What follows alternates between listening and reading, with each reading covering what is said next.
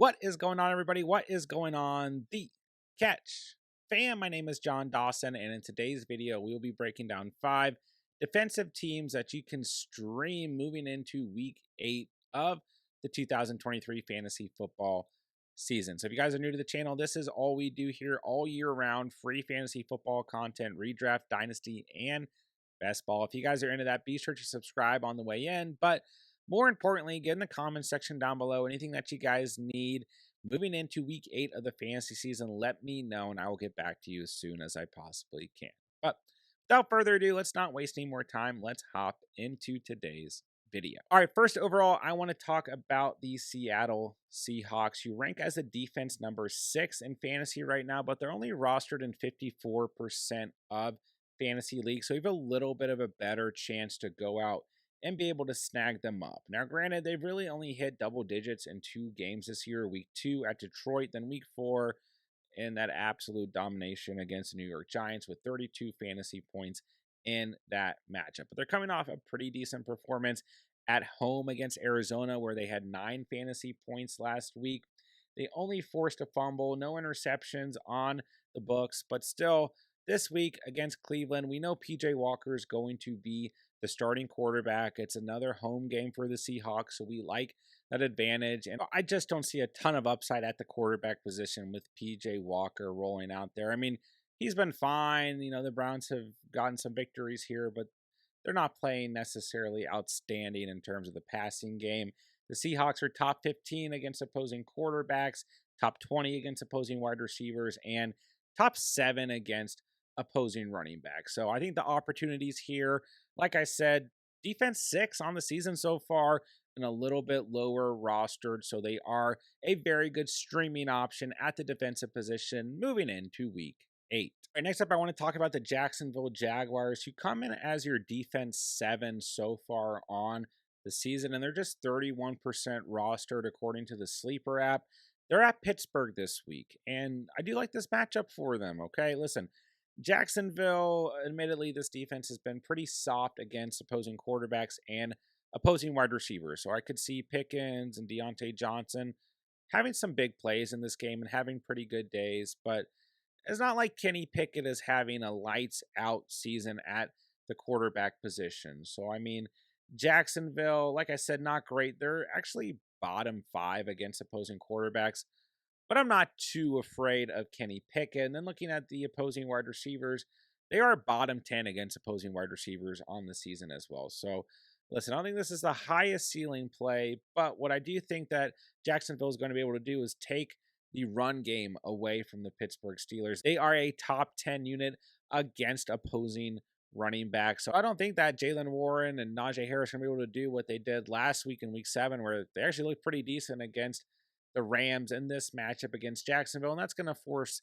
the Steelers to throw the football. So don't get me wrong, you know, home field advantage always helps, especially in this type of situation for the Steelers, but I still think the Jaguars are a good floor play going into the week. The last 2 weeks, 10 points and 12 points against the Saints and the Colts. So I kind of like them in that 8 to 12 point range, cause a turnover to force Pickett to potentially make some mistakes and shut down the run game.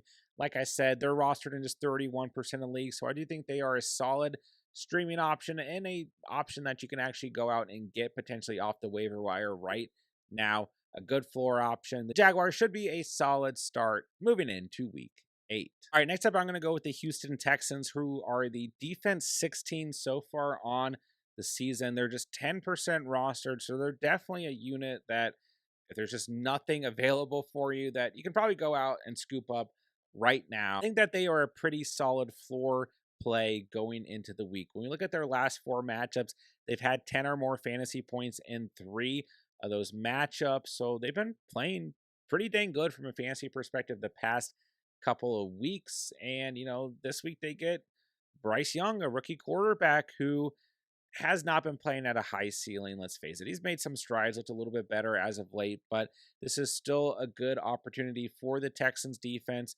They are on the road, which I don't necessarily prefer, but I think that they can come up with a good enough floor and give you enough opportunities. When we look at the last couple of weeks, I mean, they've been creating turnovers. They have 3 interceptions in their last 4 games.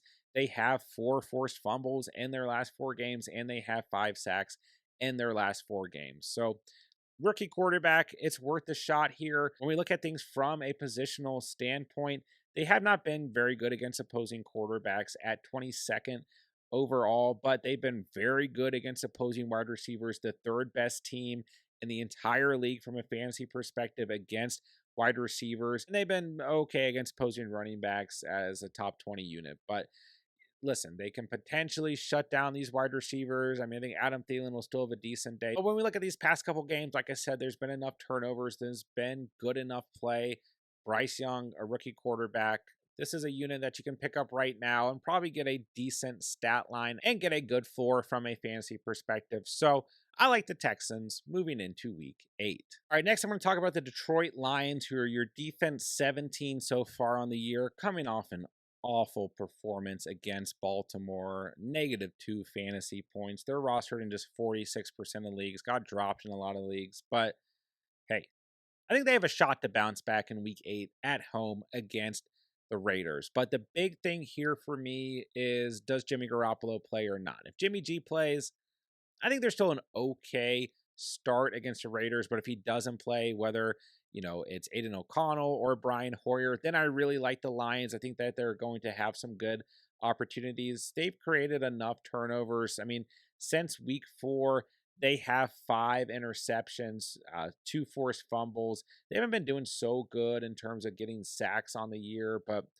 overall, I think the Lions provide you with a pretty safe floor. When we take away that week 7 matchup this past week against Baltimore, they've had 9 or more fantasy points in every game since week 3, with a ceiling of 17 fantasy points in week 3 against the Atlanta Falcons. So, like I said, especially if we see Hoyer or Aiden O'Connell as the starting quarterback, I really like the Lions this week. I think that they get a good opportunity. It's Jimmy Garoppolo. They're still okay, but we really want to try and exploit this Raiders offense if the starting quarterback is not out there. So keep an eye on things. They don't play until Monday night, but I do think that the Lions have a good opportunity for a fair amount of upside moving into week 8. And last but not least, we're going to go with the Atlanta Falcons, who have not been a very good defense from a fantasy perspective. They are the 25th ranked team in defensive scoring from a fantasy perspective. They get an away game this week, which I also don't like, but they're going to be facing rookie quarterback Will Levis in his first ever NFL start.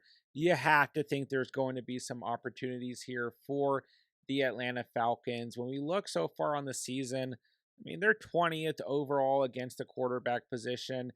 It's not necessarily great, but they're top 8 against opposing wide receivers and they're top 6 against opposing running backs. So you have to imagine that they're going to force Tennessee to at least try and throw. I mean, I don't know. You can always catch an opposing defense on their heels when they're on the road, but I just don't see it against a rookie quarterback like Will Levis in his first NFL start. So unless that changes throughout the week, I think that the Atlanta Falcons are a really sneaky play this week. They're rostered in 24% of fantasy leagues.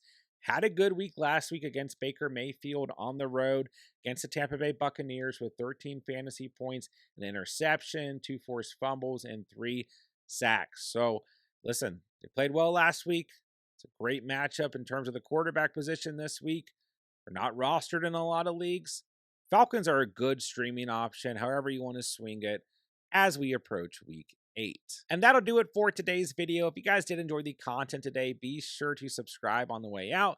This is all we do here all year round, free fantasy football content, redraft, dynasty, and best ball. So if you guys are into that, like I said, be sure to subscribe. But other than that, guys, get in the comment section down below. Anything that you guys need at any position, any questions that you guys have, starts, sits, trades, waivers, whatever it may be, let me know and I will get back to you as soon as I possibly can. With that, I will say thank you guys so much for watching and or listening, and remember, you saw it here on The Catch.